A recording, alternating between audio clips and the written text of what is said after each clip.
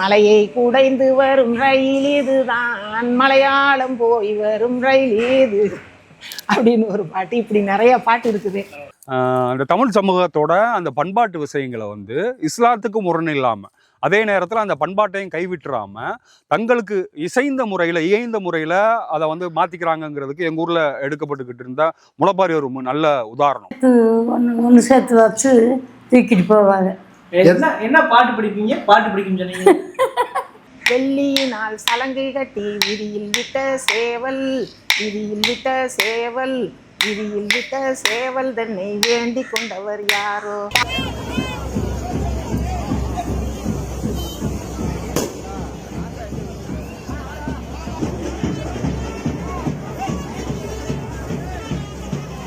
உருசுன்னு சொல்லக்கூடிய இங்கே நடக்கிற சித்தையங்கோட்டையில் நடக்கிற சந்தனக்கூடு திருவிழாவில் பெண்கள் பங்கேற்கிற வழக்கங்கள் உண்டு. இதை பற்றி நீங்கள் உங்களுக்கு தெரிஞ்ச விஷயங்களை நீங்கள் பங்கெடுத்ததை பற்றி சொல்லுங்களேன். என் பேர் வந்து ஹபீபா அம்மாள். ஒவ்வொரு வருஷமும் நம்ம முஸ்லீம் ஆண்டு அதில் வர்ற ரஃபியுல் ஆஹிர் மாதம் 10ஆவது நாளும் 11ஆவது நாளும் ராத்திரியில் சந்தனக்கூடு நடக்கும். ஆனால் நாங்கள் வழக்கமாக பொம்பளைங்க வந்து ஒரு திடல் மாதிரி ஒரு இடத்துல, காலி இடத்துல ஒரு குறிப்பிட்ட ஒரு இடம் இருக்குது. அந்த இடத்துல வந்து எல்லாருமா ஒன்று சேர்ந்து அன்றைக்கி நல்லா ஜோடனை பண்ணி பிள்ளைங்க நல்லா பூவெல்லாம் வச்சு நல்லா பட்டு சேலை கட்டி பெரிய இதாக ஜோடனை பண்ணி வருவாங்க. வந்து கோலாட்டம் மட்டும் இல்லை, கோல், கும்மி, அப்புறம் இனுங்கு அடிக்கிறதுக்கு அடிப்பாங்க. எல்லோரும் குரூப்பாக அடித்து விளாடுவாங்க. அது வழக்கமாக ஏற்படுத்திக்கிட்டதுனால சந்தனக்கூட பெருசாக நினைக்கிறதில்ல, அங்கே போகிறதும் இல்லை. அங்கே அவங்க வந்து அவங்க பாட்டுக்கு அதை நடத்திக்கிட்டு இருப்பாங்க. இவங்க வந்து விடிய விடிய 2 நாளுமே அந்த குருசில் விளையாடுவாங்க. கோல் அடிக்கிறது எப்படி இருக்கும்? கோல் வந்து 2 பேர் இப்படி எடுத்து நின்றுக்கிட்டு இப்படி பறந்து அடிப்பாங்க. அந்த மெத்தடே வந்து மற்ற இடத்துலலாம் நான் பார்க்கல. நாங்கள் அடித்த கோல் இப்போ ஆளுக இருந்தால் நாங்கள் அடித்து கூட காமிப்போம் உங்களுக்கு. அது யாராவது ஒரு வீடியோ வந்து அந்த கோல் அடிக்கிறது, கும்மி அடிக்கிறது, கோல் வச்சு அடிக்கிறது வந்து ஒரு இதுதான். ஒரு இதுனா சுற்றி வந்து அடிக்கிறது ஒரு வகை. அப்புறம் நேருக்கு நேரம் அடிப்பாங்க, அது ஒரு வகை. அப்புறம் கும்மியாகவே அதை அடிப்பாங்க. கும்மி மாதிரியே ஒரு இதை வச்சுக்கிட்டு ஒரு இது இப்படி டப்புன்னு வச்சுக்கிட்டு அது. அப்புறம் அது இல்லாமல் மேனுவலாக விளாடுவாங்க இல்லைங்க. ஒருத்தருக்கு ஒருத்தர் இப்படி பறந்து வந்து அடித்து இது பண்ணுவாங்க. அது பாட்டு சொல்லுவாங்க. ஒவ்வொன்றுக்கும் பாட்டு இருக்கு. ஏதாவது ஒரு பாட்டு உங்களுக்கு தெரிஞ்ச பாட்டு? எனக்கு கோலுக்கு அடிக்கிற பாட்டு எங்களுக்கு தெரியும். என்னைய நிறைய பேர் கோலில் வந்து பாட சொல்லுவாங்க. அதனால நான் பாடிக்கிட்டு அடிப்பேன்.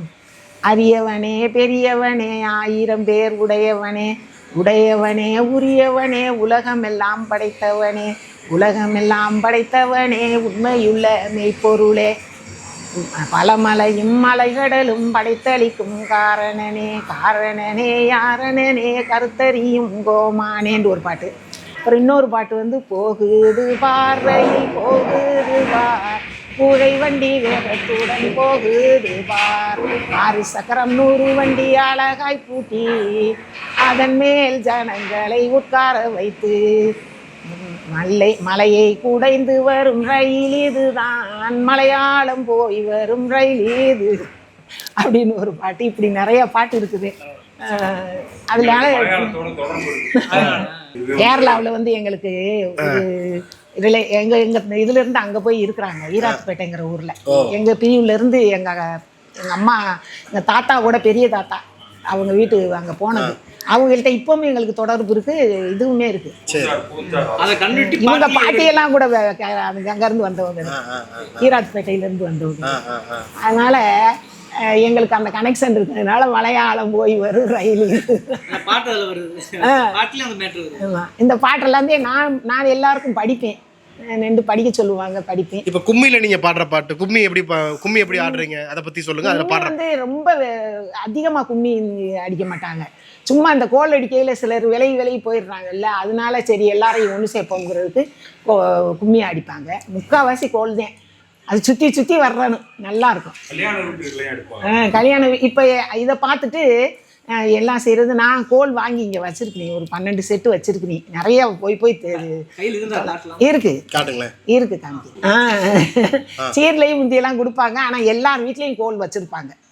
அங்கே இதுக்கு எல்லார் வீட்லேயும் வச்சுருப்பாங்க. எல்லாரும் அவங்கவுங்க கோல் குச்சியத்தையும் எடுத்துகிட்டு வருவாங்க. நான் இங்கே வச்சுருப்பேன் ஒரு 10-12. கல்யாண வீட்டுகளில் நிறைய கேட்டு விடுவாங்க என்கிட்ட கோல் அடிக்கிறதுக்கு. இன்னமும் அந்த வழக்கம் எங்கள் ஊரில் இருக்குது. கல்யாணத்துலேயும் உண்டு. கல்யாணம் முடிஞ்சு மறுநாள் ஃப்ரீயாக இருப்பாங்கல்ல, பொண்ணு மாப்பிள்ளையை உட்கார வச்சு கோல் அடிப்போம். ஒன்னாந்தே திங்களிலே 1,00,000 பூவெடுத்து பொட்டிலிட்டு போய் வாரே நான் ஜன்னிமலை கண்ணீரா எங்க மலை கைலாசம் நாங்க வீரமலை வீரம்மா தோட்டத்துல விளையாட நாங்க பொண்டிருந்தோம்.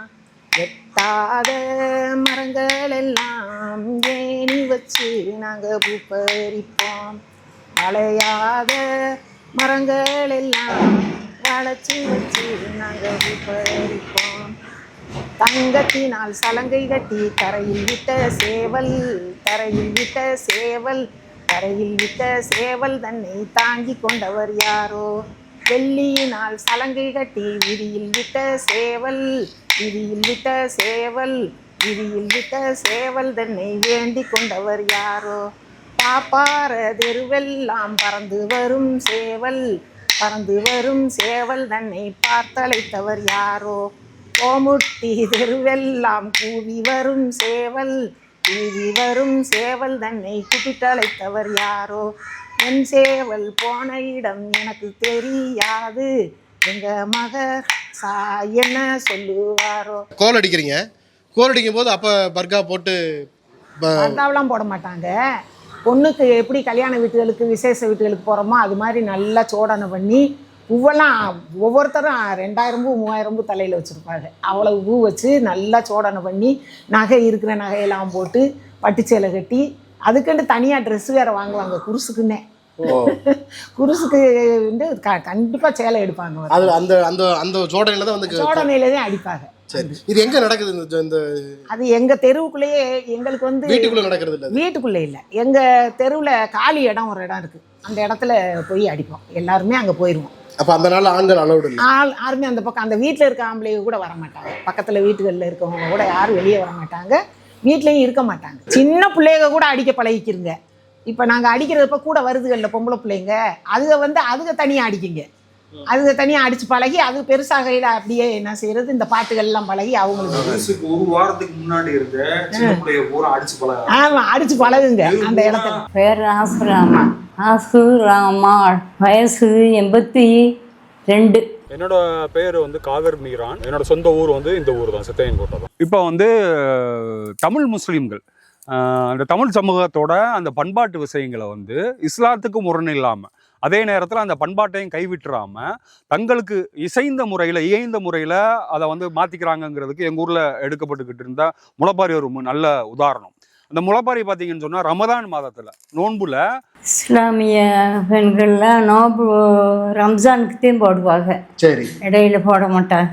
எருவை தூளாக்கி போட்டு பயரை ஊற வச்சு மொச்சப்பயிறு எந்த பயிருந்தாலும் சரி வைக்கலாம். மொச்சப்பயிரை ஊற வச்சு ஊண்டி வைப்பாங்க. இப்படி ஒரு மண் இதில் ஒரு இது மாதிரி இருக்கு, அதில் வச்சு ஊண்டி வைப்பாங்க. அது முளைச்சி 3 நாளையில் முளைச்சிடும். திரும்ப பார்த்து திரும்ப நல்லா 6 நாளையில் நல்லா அப்படி நிமிந்துடும். அப்படி நல்லா வரும். நோம்புக்கு 1 வாரம் 10 நாளையில் வந்துடும். நல்லா மஞ்சளாக வந்துடும். செடி வந்தால் தூக்கி ஒரு வீட்டில் மொத்தமாக தூக்கி வச்சு பாட்டு படித்து சொல்லுவாங்க. சொல்லியே இப்படியே இங்கே கொண்டு போவாங்க. இஸ்லாமிய இதுபடி பார்க்கும்போது வந்து பெரிய மனுஷியான பொம்பளை பிள்ளைங்களை வந்து அந்த மாதிரி அனுப்புறது வந்து தயங்குவாங்க. அப்படி தயங்கும் போது ரெண்டாவது வந்து அன்னைக்கு ஆண்கள் எல்லாருமே தொழுவு போயிருப்பாங்க. ஆண்கள் தொழுவு போன நேரம் தான் இவங்க முளைப்பாறை எடுப்பாங்க. அப்படிங்கும்போது அவங்களுக்கு துணைக்கு போகிறதுக்கு கூட போகிறதுக்குலாம் ஆண்கள் யாரும் இருக்க மாட்டாங்க. பெரிய பெரிய மனுஷங்க, ஊர் காவக்காரவங்க, இவங்க தான் கூட இருப்பாங்க. அப்படிங்கும்போது அந்த பெண் குழந்தைகள் மட்டும்தான் முளைப்பாறை எடுத்துட்டு போவாங்க.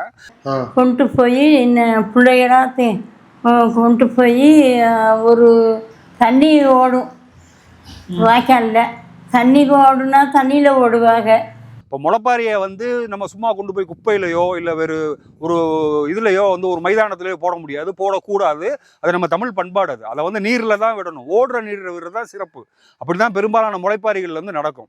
அப்போ சில நேரங்களில் கோடை காலங்களில் ரமதான் வரும்போது அப்போ என்ன பண்ணுவாங்கன்னு கேட்டீங்க, தண்ணி இல்லாட்டி ஒரு கிணம் இருக்குது, அந்த கிணத்துல போட்டு போட்டு பாட்டு படிச்சுக்கிட்டு வருவாங்க. அந்த கிணறுக்கு பேர் பாண்டியன் கிணறு. இன்னைக்கு வரைக்கும் அந்த கிணறு இருக்கு. முளைப்பாரி எங்க ஆரம்பிக்கும்? இங்கே இருந்தே வீட்டில் இருந்தே ஆரம்பிக்கும். ஒவ்வொருத்தரும் ஒவ்வொரு வீட்டுல இருந்து வருவாங்களா? மொத்தமாக சேர்த்து ஒன்று சேர்த்து வச்சு தூக்கிட்டு போவாங்க. இதை வச்சே நம்ம வந்து புரிஞ்சுக்கலாம் வெகு மக்கள் வந்து எவ்வளவு அழகா அந்த பண்பாட்டை வந்து ரெண்டு தரப்புக்குமே முரண் இல்லாத வகையில அதை எப்படி கையாளுறாங்க அப்படிங்கிறத நம்ம புரிஞ்சுக்கிற முடியும். என்ன பாட்டு படிப்பீங்க? பாட்டு படிக்கும் சொன்னீங்க, ஞாபகம் தான் சொல்லுங்க, 1-2 வரைக்கும் சொல்லுங்க. பால் ஊற்றி நெய் ஊற்றி வளர்த்தோம் மழையே இப்படி நீ வாத்துல போறையே இப்படி சொல்லி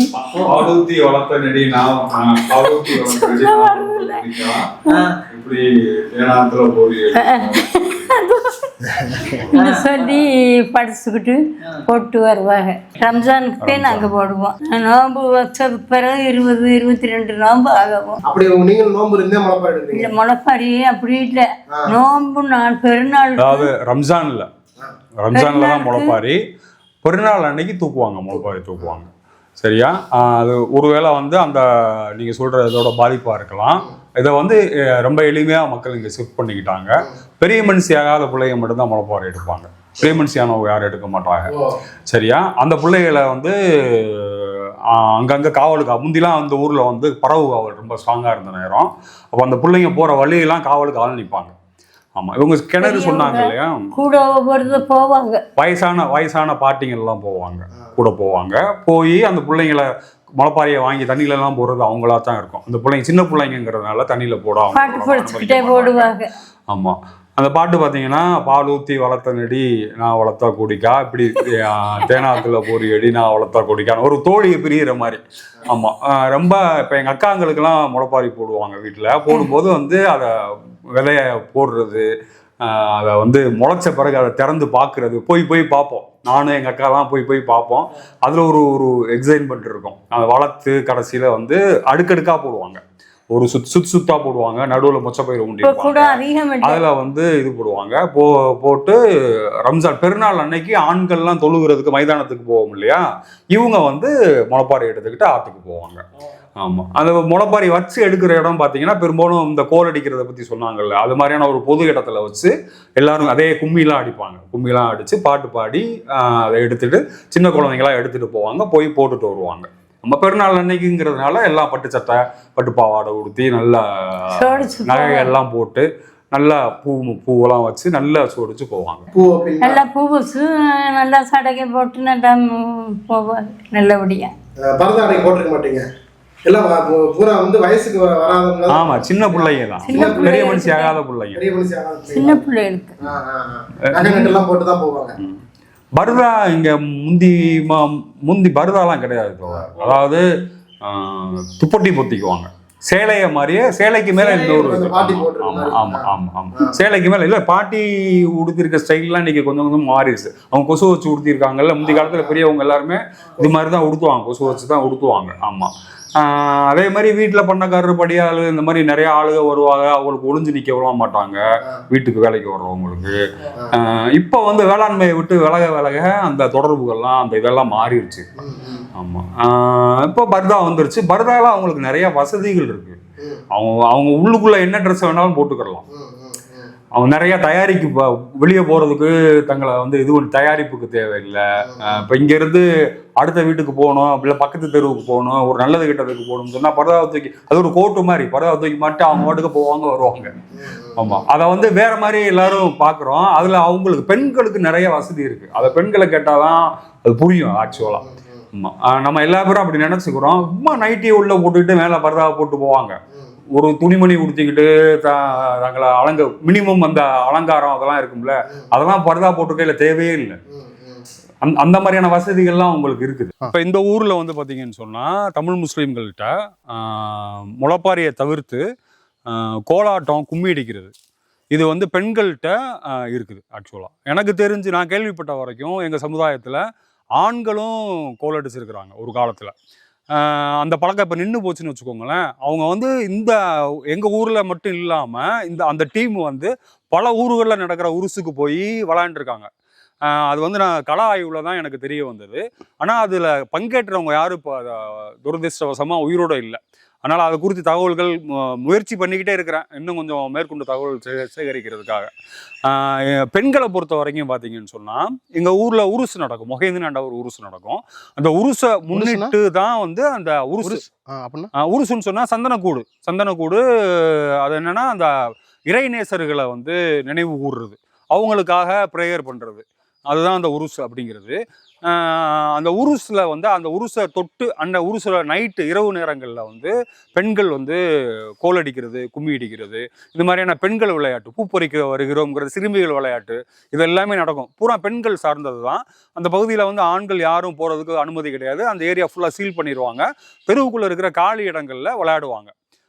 அவங்களுக்கு அந்த நேரம் வந்து எந்த கட்டுப்பாடும் இருக்காது. எங்களுக்கு சாப்பாடெல்லாம் கிடைக்காதுன்னு வச்சுக்கோங்களேன். அந்த நேரங்களில் வீட்டில் சாப்பாடு கிடைக்காது. காலையில் 3 மணி வரைக்கும் கூட விளாண்டுட்டு இருப்பாங்க. பல நேரங்களில் பக்கத்தில் இருக்க சொந்தக்காரவங்க வீட்டில் தூங்கி எந்திரிச்சு காலையில் கூட வருவாங்க. இல்லைன்னு சொன்னால் 3 மணி 4 மணி வரைக்கும் நாங்கள் முழிச்சிருக்கணும், வீட்டில் காத்திருக்கணும், அவங்களுக்காக அவங்க வர்ற வரைக்கும் காத்திருக்கணும். பலவேறு விதமான விளையாட்டுகள். இந்த சில உள்ளூர் காரணங்களால எங்கள் சமுதாயத்தினர்னால வந்து அந்த உருசை கைவிட்டாங்க ஒரு கட்டத்தில். அதாவது போன தலைமுறையிலே, இப்போ இல்லை, ரீசெண்டாக இல்லை, போன தலைமுறையிலே. ஆனால் அதுக்கும் பிறகும் இந்த கோலாட்டம் கும்மி ஆட்டம் விளையாடுறது வந்து நடக்குது. அது வேணால் அந்த நாட்களில் நடக்குது. எங்கள் ஊரில் இப்போ எங்களுடைய சகோதர வகையராக்கள் இருக்குது, வேற ஒரு வகையரா இருக்காங்க தமிழ் முஸ்லீம்கள், அவங்க நடத்துகிறாங்க உருசை. அந்த நேரத்தில் கோலாட்டம் கும்மி ஆட்டம் வந்து இங்கேயும் நடக்கும், அவங்களும் பண்ணுறாங்க. இப்போ கோலாட்டம் கும்மி ஆட்டம் அங்கேயும் நடக்குது. அங்கே பார்த்தீங்கன்னா அங்கே முஸ்லீம் ஸ்கூல்னு ஒரு ஸ்கூல் இருக்குது. அந்த ஸ்கூல் வந்து பார்த்தீங்கன்னா எங்கள் ஜமாத்தில் இருந்து அரசுக்கு முஸ்லீம் பஞ்சாயத்து யூனியன் ஸ்கூல் அது. அந்த பகுதியில் பார்த்தீங்கன்னா முஸ்லீம்களும் தாழ்த்தப்பட்ட சமுதாயத்தினரும் அதிகமாக இருப்பாங்க. அவங்களுக்காக கட்டப்பட்ட பஞ்சாயத்து யூனியன் ஸ்கூல் அது. அந்த 5 ஏக்கர் நிலம் வந்து பார்த்தீங்கன்னா எங்கள் பள்ளிவாசல் நிலம், அதை கொடுத்துருந்தோம். அந்த ஸ்கூலை வந்து அன்னைக்கு பூராங்க சுத்தம் பண்ணி அவங்க அதில் விளையாடுவாங்க. இது வந்து பார்த்தீங்கன்னா என்னென்னா, இப்போது எனக்கு வந்து இதை எதோட ரிலேட் பண்ண முடியுதுன்னா, இப்போது மதுரையில் வந்து சித்திரை திருவிழா நடக்கும்.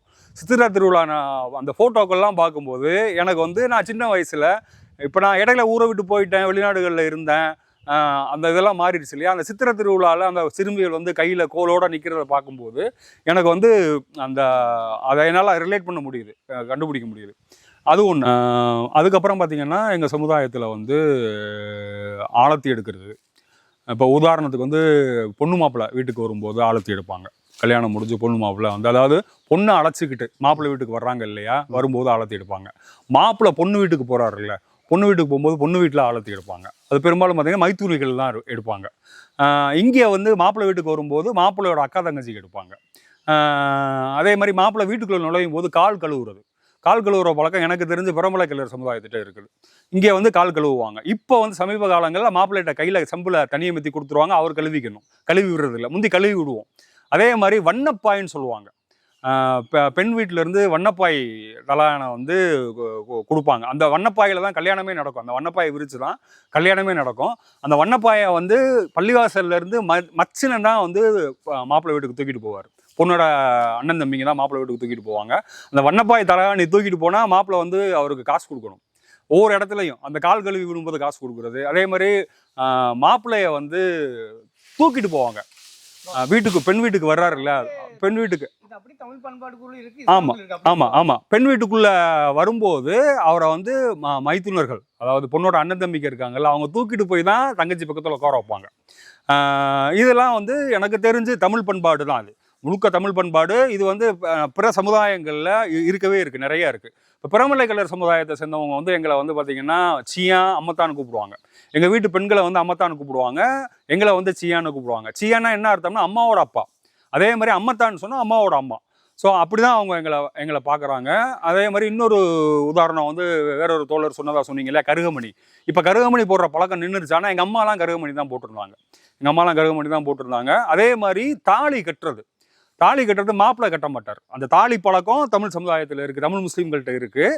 தாலி கட்டுறது மாப்பிள்ளை கட்ட மாட்டார். எனக்கு தெரிஞ்சு வேறு சில சமுதாயங்களில், நம்ம தமிழ் சாதிகளில் தாலியை வந்து மாப்பிள்ளையோட அக்கா தங்கச்சிங்க கட்டுற பழக்கம் இருக்குது.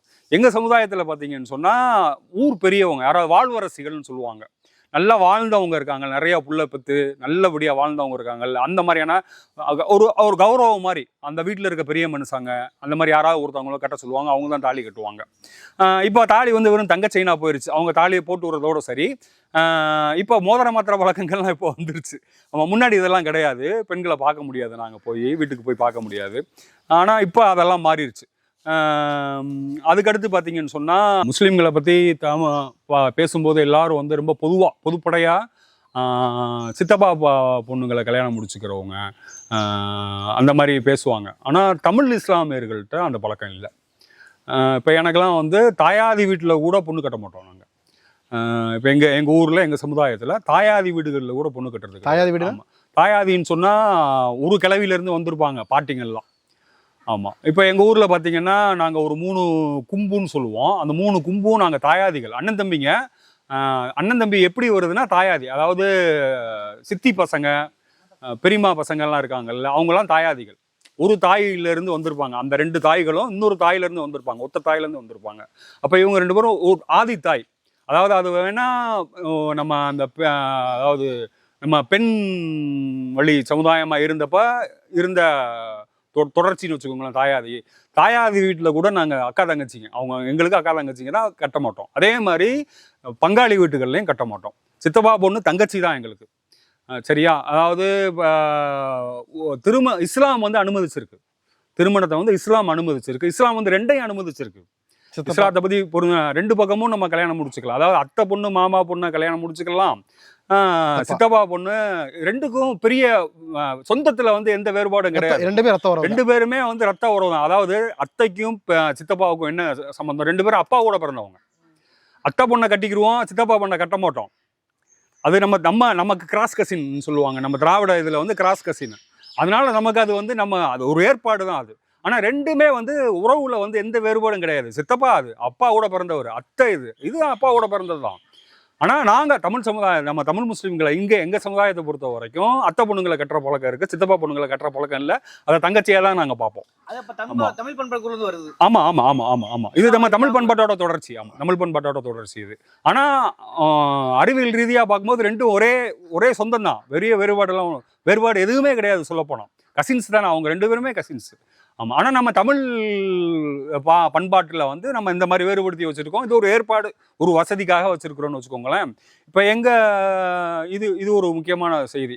இன்னொன்று பார்த்தீங்கன்னா, அந்த திருமண முறைகளில் வந்து அந்த தமிழ் முறைகளில் நாங்கள் பயன்படுத்துகிறோம் அப்படிங்கிறதுக்கு இது மட்டும் ஒரு உதாரணம் இல்லை. சமீபத்தில் வந்து இந்த வேலராமமூர்த்தி வந்து என்னோட மனைவி வந்து என்னோட மதனி மகளா அப்படின்னு சொல்லியிருந்தாப்புல. சொன்னப்போ தான் எனக்கு வந்து இங்கே உள்ள எங்கள் சமுதாயத்தில் உள்ள பழக்கம். ரொம்ப நாள் முன்னாடி எங்கள் தாத்தா ஒருத்தர் வந்து ஒரு கல்யாண வீட்டில் பேசிக்கிட்டு இருந்ததை கேட்டேன். மச்சா மகளை கட்டலாம், மச்சானா மதனி, ஆக்சுவலாக மதனி தான் நாங்கள் மச்சான்னு சொல்லுவோம், மச்சா மகளை கட்டலாம்னு சொல்லி பேசிகிட்டு இருந்தார். அப்போ அது எனக்கு புரியலை, நிஜமாவே வயசும் கம்மி. ஆனால் இதுக்கப்புறம் இப்போ புரிஞ்சது. இப்போ நான் கட்டியிருக்கிறது எங்கள் மச்சா மக, எனக்கு மச்சா அவங்க அவங்க அம்மா வந்து எங்கள் மாமியாரோட அம்மா வந்து எனக்கு அத்தை ஆக்சுவலாக. ஸோ எங்கள் மாமியார் வந்து என்னோட வயசில் மூத்தவங்க இப்போ. ஆனால் அவங்க மகளை நான் வந்து அந்த சொந்தம் போயிடக்கூடாது அப்படிங்கிற அந்த தமிழ் பண்பாட்டோட தொடர்ச்சியாக தான் இதை நான் பார்க்குறேன் நான். இன்னொன்று பார்த்தீங்கன்னா, எங்கள் சமுதாயத்தில் இந்த நல்லான் பிள்ளைகள்னு சொல்லுவோம் நாங்கள், எங்கள் சமுதாயத்தோட பேர். இது ஒரு பட்டம்னு சொல்லுவாங்க அந்த காலத்தில். எங்கள் சொந்தத்துக்குள்ளே பார்த்தீங்கன்னு சொன்னால் கும்புன்னு சொல்லி ஒரு இது இருக்குது. இது ஒரு பழங்குடி அமைப்பு ஆக்சுவலாக. நிறையா சமுதாயங்களில், வேறு சமுதாயங்களில், நம்ம தமிழ் சாதிகளில் இருக்குது இந்த அமைப்பு, இந்த செட்டப்பு. வேறு தமிழ் இஸ்லாமியர்களில் இருக்குதான்னு எனக்கு தெரியல, அது ஆராய வேண்டிய ஒரு விஷயம். ஆனால் இங்கே வந்து கும்பு அப்படின்னு சொல்லி இருக்குது. இப்போ எங்கள் கும்போட பேர் வந்து பார்த்தீங்கன்னா கும்புனா வகைரா மாதிரி, வகைரான்னு சொல்லலாம் அதை. இப்போ எங்கள் கும்போட பேர் என்னென்னு பார்த்தீங்கன்னா காளையத்தார் அவுத்தர். காளை எங்கள் சாதாரண பேச்சு வழக்கில் நாங்கள் சொல்கிறது காளை கூட்டம். எங்களை அடுத்தவங்க சொல்கிறது இவங்க காளை கூட்டத்துக்காரவங்க அப்படிம்பாங்க. அதே மாதிரி கரிய வண்டி அப்படின்னு ஒரு கூட்டம் இருக்குது. அது எனக்கு தெரிஞ்சு காரியாண்டிங்கிறோட மறுவலாக இருக்கலாம் அது.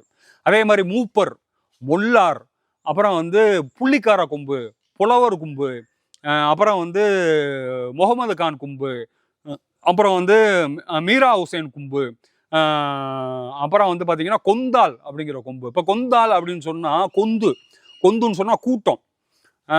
அது வந்து இப்போ வேலைக்கு இப்போ வேளாண்கள் இன்னைக்கு காலத்தில் வந்து இந்த வேளாண்மை பணிகளுக்காக வந்து கொத்துக்காரவங்கன்னு இருப்பாங்க. அவங்கக்கிட்ட ஒரு டீம் இருக்கும்.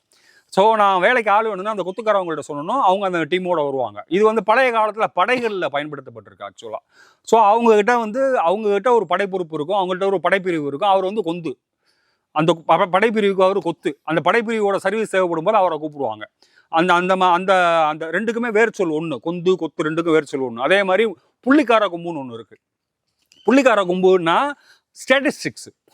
அவங்ககிட்ட இருந்து எல்லா புள்ளி விவரங்களும் இருக்கும். புள்ளி விவரங்களை மெயின்டைன் பண்ண வேண்டியது அவங்களோட வேலை. அந்த கொம்புக்கு பேர் புள்ளிக்கார கொம்பு. அதே மாதிரி புலவர் கொம்புன்னு ஒன்று இருக்குது. புலவர் கொம்புன்னா அவர் வந்து நூல் எழுதின புலவர் கிடையாது. அவர் வந்து அரண்மனை புலவர். அரண்மனையில் பார்த்தீங்கன்னா ஒரு கிளர்க் மாதிரின்னு வச்சுக்கோங்களேன். அரசு வெளியிடுற ஆணைகளை எல்லாம் வந்து அவர் தான் பதிவு பண்ணுவார். ஸோ அவர் வந்து புலவர் கொம்பு. அந்த மாதிரி இப்போ சித்தாயங்கோட்டையில இருக்குது, உத்தமபாளையத்திலும் இருக்குது அந்த புலவர் கொம்புன்னு பார்த்தீங்கன்னு சொன்னால். ஸோ இது மாதிரி இது வந்து முழுக்க தமிழ் சமுதாயத்தோட தொடர்ச்சி தான் அது. இப்போ நாங்கள் இஸ்லாத்துக்கு வந்துட்டோம். இஸ்லாத்துக்கு வந்துட்டாலுமே வந்து இந்த கும்பு அப்படிங்கிறத நாங்கள் பின்பற்றுறோம். இப்போ எங்கள் ஜமாத்தில் பார்த்தீங்கன்னா எடுத்தடுப்பில் ஜமாத்தெல்லாம் கூட்ட மாட்டாங்க, கும்பு தலைவர்கள் கூட்டம் தான் நடக்கும். இப்போ எங்கள் குடும்பங்களில் மூத்தவங்க ஆட்டோமேட்டிக்காக தலைவர் ஆயிடுவாங்க. யார் வயசில் மூத்தவங்க இந்த இப்போ நாங்கள் எங்கள் சித்தப்பா ஒருத்தர் இருக்கார், அவர் தான் தலைவர், ஆட்டோமேட்டிக்காக அவர் தலைவர். அவரை உடனே கூப்பிடுவாங்க. இப்போ எங்கள் மூத்தவர் ஏற்கனவே இருந்தவர் இறந்து போயிட்டாருன்னு சொன்னால் அவர் அடுத்த மூத்தவர் யார் இருக்காரோ அவர் தான் கூப்பிடுவாங்க ஜமாத்தில். அவர் ஆட்டோமேட்டிக்காக தலைவர் வருவார். அவர் ஒன்று ஒத்துக்கிட்டு வந்துட்டாருன்னு நாங்கள் அதை மறுத்து பேச மாட்டோம். எங்களுக்குள்ள கருத்து மாறுபாடுகள் இருக்கலாம். எங்களுக்கு அதாவது சில பேர் வந்து கொஞ்சம் பக்குவமானவங்க, போகிறதுக்கு முன்னாடி கூட்டத்துக்கு போகிறதுக்கு முன்னாடியே கூப்பிட்டு கேட்டுட்டு போகிறவங்களும் இருக்கிறாங்க, கேட்காம போகிறவங்களும் இருக்கிறாங்க. ஆனால் அவங்க போய் ஒத்துக்கிட்டு வந்த பிறகு நாங்கள் அதை மறுக்க முடியாது, மறுக்கவும் மாட்டோம். அது எங்கள் தொடர்ச்சியாகவே இருக்குன்னு வச்சுக்கோங்களேன். பெரும்பாலும் ஜமாத்து கூட்டம் நடக்காது, கொம்பு தலைவர்கள் கூட்டம் தான் நடக்கும். நீங்க சொல்றது நாட்டார் கூட்டம் நடக்கிற மாதிரி அந்த மாதிரி தான். அந்த மாதிரி தான். ஆமா, அந்த மாதிரி தான். இப்போ வரைக்கும் எங்க ஜமாத் வந்து அப்படிதான் நடக்குது. இப்போ வரைக்கும் கொம்பு தலைவர்கள் இருக்கு. இஸ்லாமியர்கள்ட்ட இந்த பிராக்டிஸ் ஆமா இருக்கு. தலைக்கட்டு வரி வந்து கொம்பு தலைவர்கள் தான் வசூல் பண்ணி ஜமாத்து கொடுப்பாங்க. இருக்கு. ஆமா, தலைக்கட்டு வரி நாங்க கிட்டத்தட்ட ஒரு 550 தலைக்கட்டு இருக்கோம் இந்த சித்தாயங்கோட்டையில. எங்க அந்த 550 தலைக்கட்டுக்கும் எந்தெந்த கும்பு தலைவர்கள் இருக்காங்களோ நாங்க தலைக்கட்டு வரி அவர்கிட்ட தான் கொடுப்போம். அவர் தான் கொண்டு போய் ஜமாத்துல கொடுத்து ரசீது வாங்கிட்டு வந்து எங்களுக்கு கொடுப்பாரு. பல நேரங்களில் கும்பு தலைவர்களை கட்டிட்டு அதுக்கப்புறம் எங்களை கூப்பிட்டு எப்பா கொம்பு வரி கட்டி தலைக்கட்டு வரி கட்டிட்டேன் காசை கொடுப்பான்னு சொல்லி வாங்கிக்கிடுவாங்க.